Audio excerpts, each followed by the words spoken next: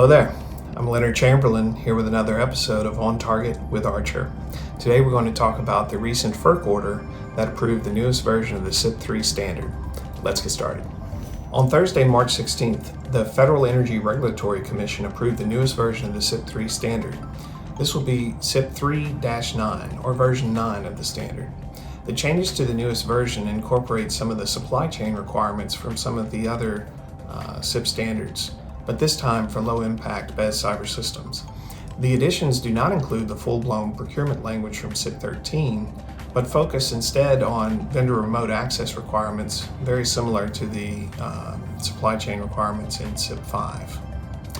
Low-impact BESS cyber systems that allow vendor electronic remote access will be required to implement a process to mitigate risks associated with vendor electronic remote access and include methods for determining and disabling vendor remote access, as well as detecting malicious communications as part of that access.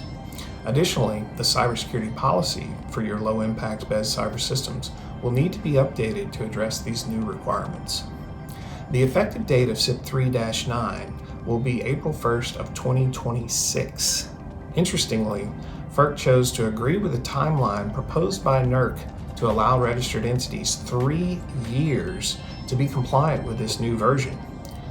I'm not sure I follow the Commission's reasoning in allowing that amount of time for something that is likely trivial for entities that already have vendor remote access for highs and mediums, particularly when NERC observed that there is the potential for a greater impact if multiple low-impact assets are simultaneously compromised, or if the remote access is used for accessing a high or medium asset via the low-impact asset.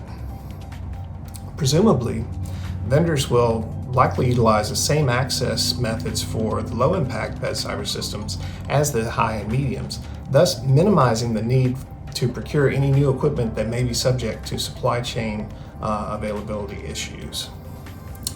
Security and reliability of the bulk collector system aside, the additional time allowed for utilities is certainly welcome from their perspective.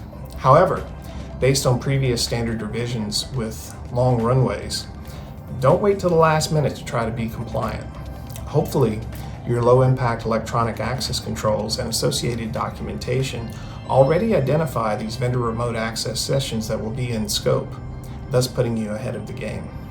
Once the scope of the vendor remote access is known, you can begin to ascertain the need to procure additional equipment versus leveraging existing solutions that may already be in place.